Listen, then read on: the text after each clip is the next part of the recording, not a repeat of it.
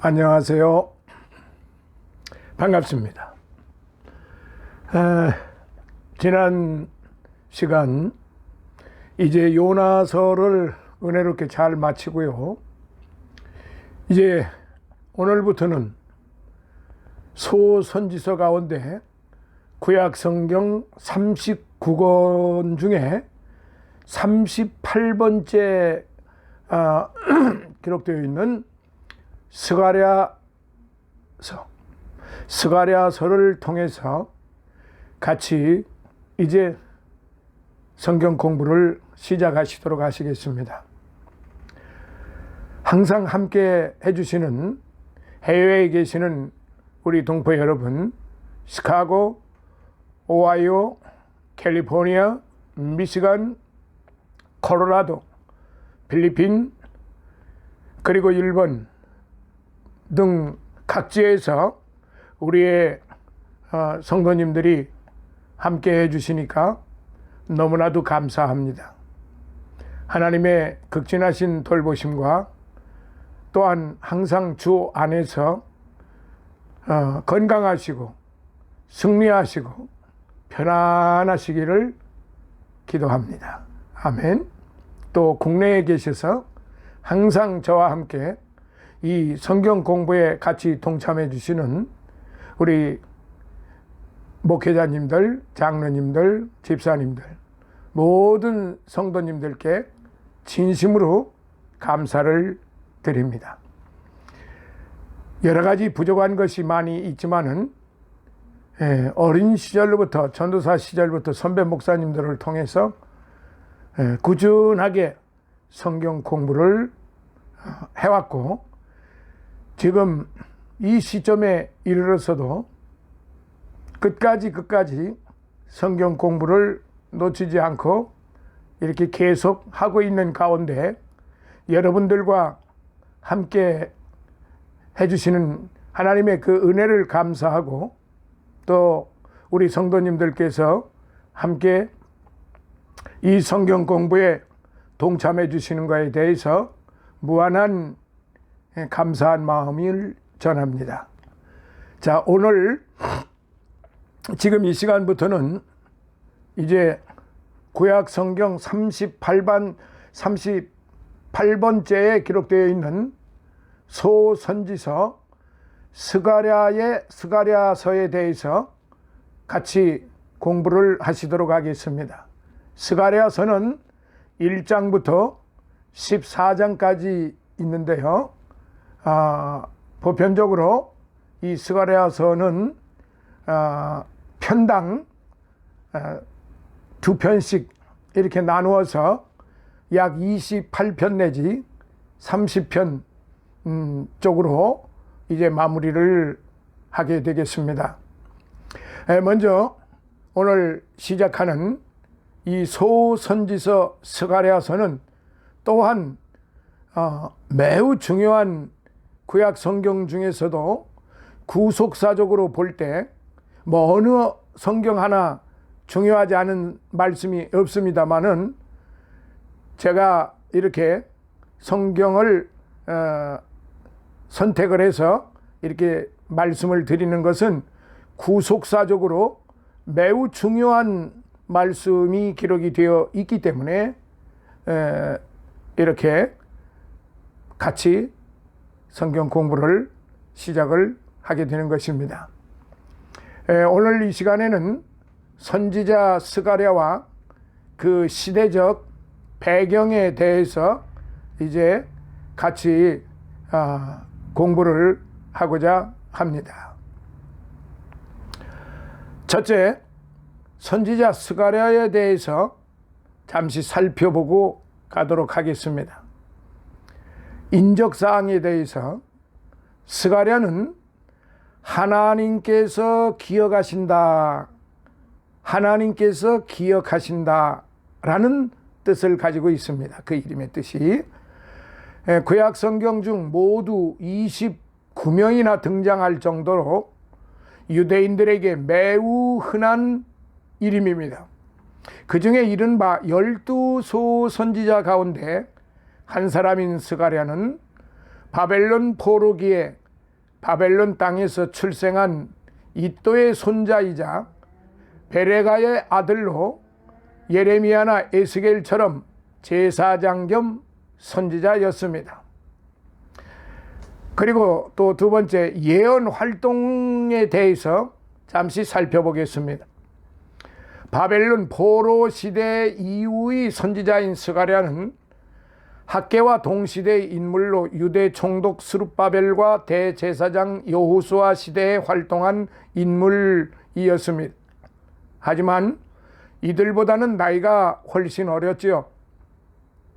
선지자로서는 스가랴는 학개보다는 조금 늦게 예언 활동을 개시했지만은 학개보다 오랫동안 예언 활동을 펼쳤습니다. 학개와 마찬가지로 스가랴도 예루살렘 성전의 재건을 위해 활동한 선지자였어요. 스가랴는 성전 재건의 사역이 단순히 하나님의 큰 건물을 세우는 차원의 일이 아니라 장차 열방의 심판주요 이스라엘의 구원자로 임하실 약속된 메시아의 강림처소를 영육간에 준비하는 차원의 그런 심오하고 중차대한 일임을 알고서 성전 재건에 임하는 백성들에게 바로 이 사실을 깨우쳐 주고자 많은 노력을 기울였던 그런 선지자이기도 합니다. 그런 맥락에서 볼 때 스가랴서에서는 메시아에 관한 다양하고 풍부한 예언과 환상들이 많이 나타나고 있어요. 지난 요나서에서는 1장부터 이제 마무리장까지 모두 다 기적으로 시작을 해서 기적으로 끝나는 그런 말씀이었지만은 이 스가랴 선지자는 이제 국가와 민족을 위하여 그리고 하나님의 구원의 그 메시지를 증거하기 위하여 최선의 노력을 다했던 그런 아주 충성스러운 하나님의 종이었던 것입니다. 자, 큰 두 번째로 스가랴 시대의 배경. 스가랴 시대의 배경에 대해서 첫째, 활동 시기가 언제였느냐 말씀을 드리도록 합니다. 스가랴는 포로기에 바벨론에서 출생했어요. 스룹바벨 인솔 하에 제1차 귀환 때, 그때가 BC 537년경입니다. 그래서 그때 고국 땅으로 돌아온 선지자입니다. 하지만 스가랴가 본격적인 예언 활동을 시작한 때에는 귀환 이후 17년가량이 흐른 주전 520년경으로 다리오 왕 2년 8월입니다. 선지자 학개의 두 번째 예언 이후와 세 번째 예언 이전의 시기였던 것이지요. 당시 예루살렘 성전은 14년 동안이나 중단된 상태에 있었기 때문입니다. 자, 두 번째, 활동 배경에 대해서 생각을 해봅니다. 말씀을 드리고자 합니다.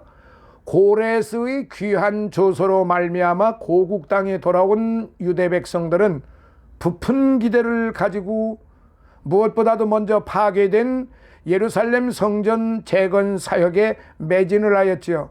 그때가 고레스 왕 3년 BC 536년경입니다. 하지만 성전 재건의 사역은 이내 어려움에 봉착했어요. 북쪽 사마리아인들의 격렬한 방해 공작과 토지 경작의 실패 때문이었습니다.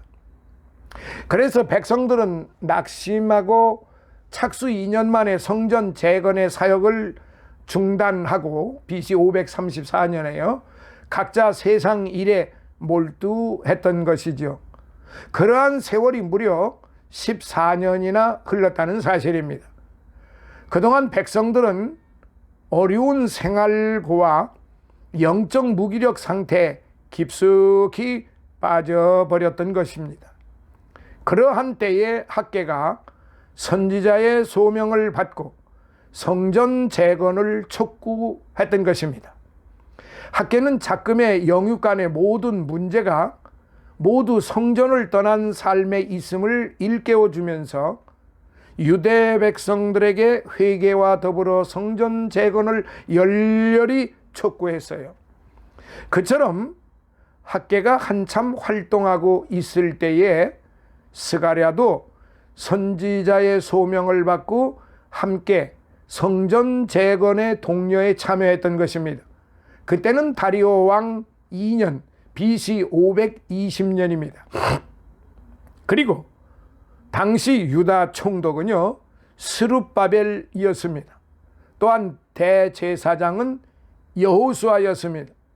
마침내 스룹바벨과 여호수아의 지도하에 학개와 스가랴의 활동으로 제2성전, 즉 스룹바벨 성전은 착수 20년 만에 완공이 되었는데 이때가 다리오 6년 BC 516년 경이라는 사실입니다.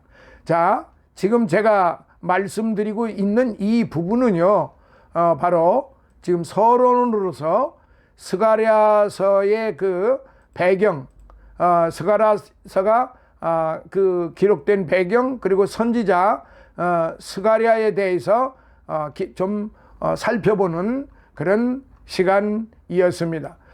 자, 그러면은 이제 본격적으로 이 스가랴서에 대해서 한번 역시 그 서론으로 이어지는데요. 본문 들어가기 전에, 본문 강의 전에 이 서론을 여러분들이 알고 가셔야만 이해가 많이 되시리라 그렇게 좀 생각이 되는 겁니다.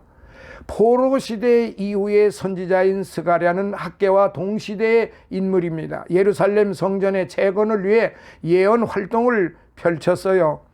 스가랴는 성전 사역이 단순히 하나님의 건물을 세우는 일이 아니라 장차 열방의 심판주여 이스라엘의 구원자로서 임하실 약속된 메시아의 강림 처소를 영육간에 준비하는 하나의 그 소위 선발대, 장차 구원자로 임하실 우리 주 예수 그리스도가 오시기 전에 미리 그 길을 예비하는 차원에서 선발대로 하나님께서 선지자로 하나님께로부터 부르심을 받아서 지금 그 길을 닦아놓고 있는 것입니다.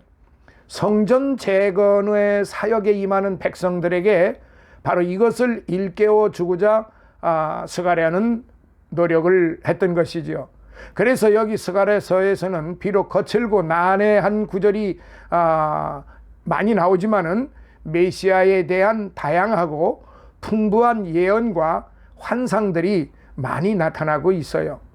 그래서 전체적으로 지금 우리가 같이 공부하고 연구할 수 있는 그 시기는 BC 930년부터 516년에 이르기까지, 다시 말해서 왕국의 남북 분열 그를 기준으로 해서 516년, 즉 남북 분열이 930년에 됐는데 516년까지 걸쳐 가면서 이제 수많은 그 고난과 역경을 거쳐가면서 제2성전의 완공이 되는데 그 제2성전이 바로 스룹바벨 성전인 것입니다.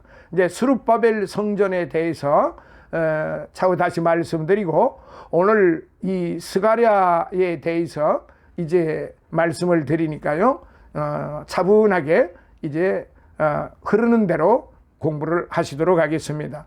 자, 스가랴서의 배경에 대해서 명칭에 대해서 잠시 살펴봅니다.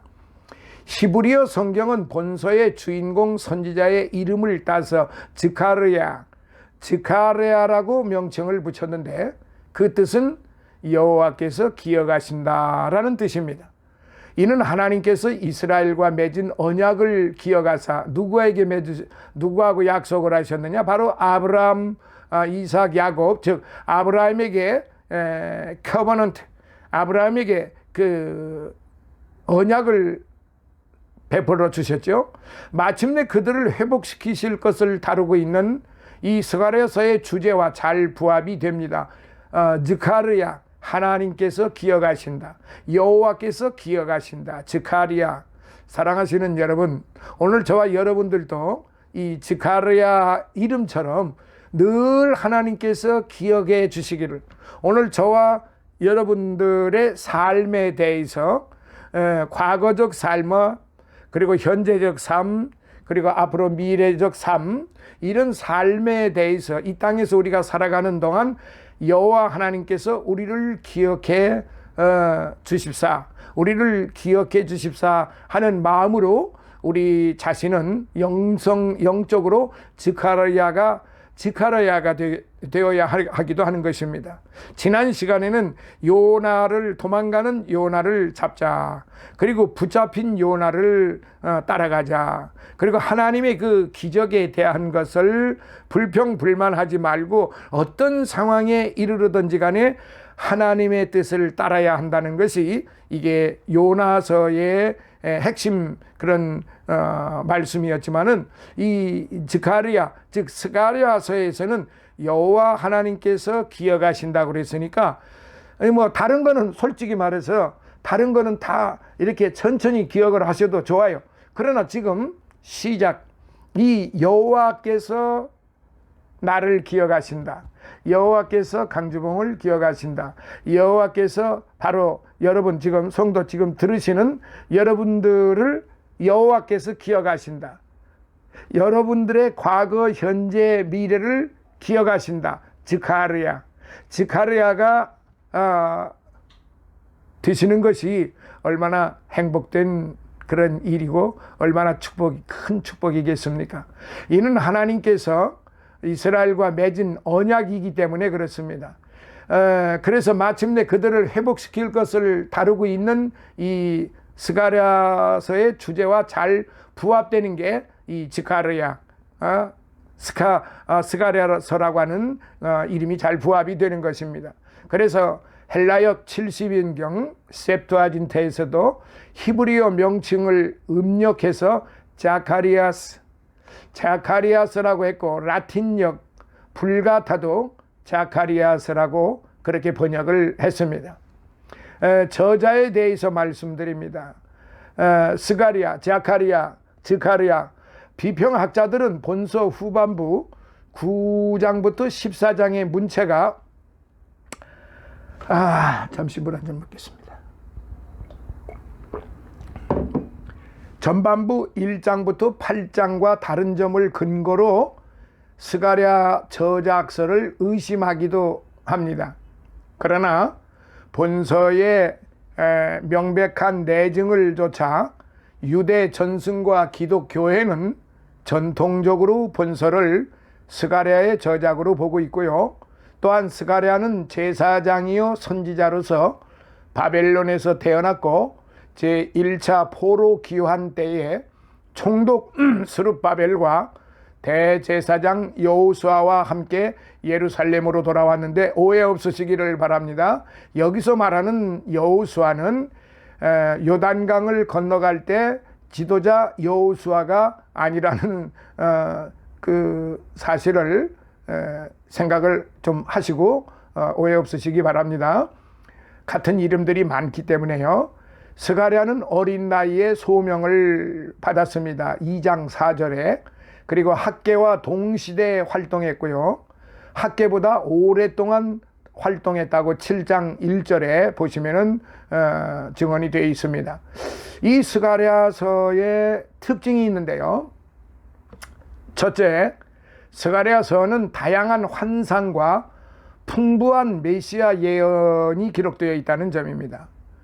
스가랴서는 어느 예언서보다 다양한 상징적 환상들과 많은 메시아 예언들 및 종말적 사건 등이 언급되어 있기 때문에 우리 성도들에게 매우 중요한 부분이 말씀이기도 하며, 또한 그냥 뭐 선지서니까 구약서니까 어디가 붙어 있는지도 잘 모르는 경우가 참 죄송하지만 우리 믿는 분들이 스가랴서가 어디에 있는지 제대로 알지 못하시는 분들이 좀 많이 계세요.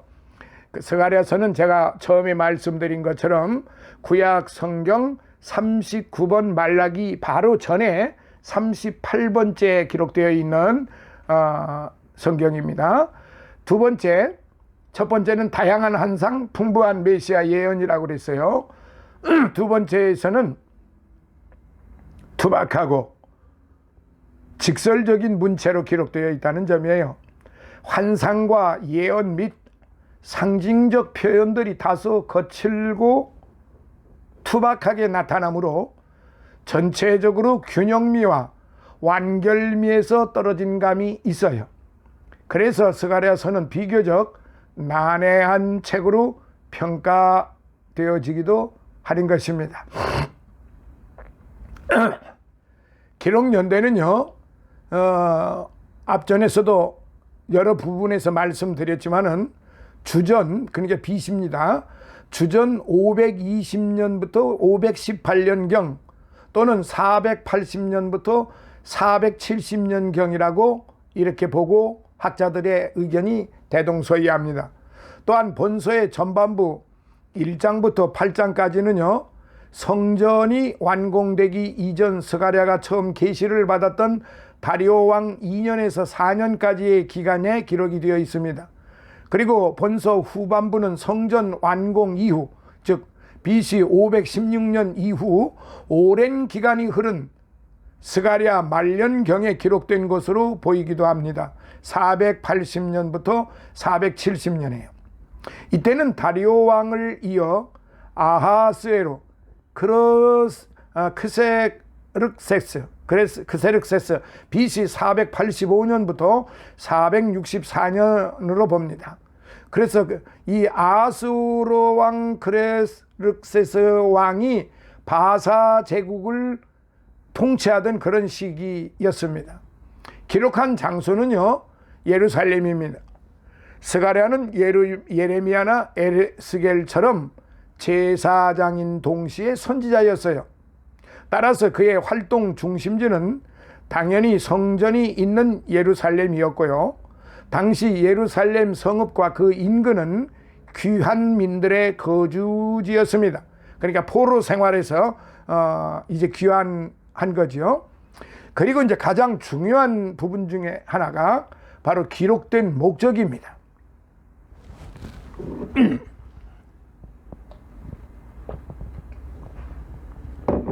당시 14년 동안 BC 534년부터 524년 20년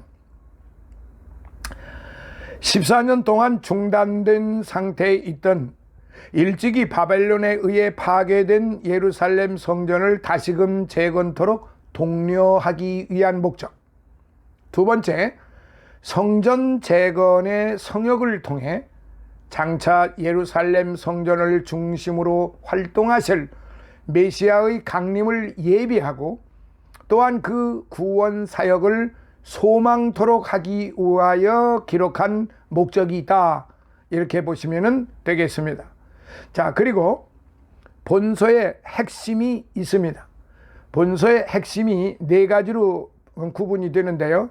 핵심장은 14장입니다. 하나님께서 메시아를 통해 대적을 심판하시고 택한 백성을 구원하신다는 소망의 예언이 14장에 나타나 있고요. 핵심 요절은 9장 9절입니다. 시온에 따라 크게 기뻐할지어다. 보라, 내 왕이 네게 임하나니 그는 공의로우며 구원을 베풀며.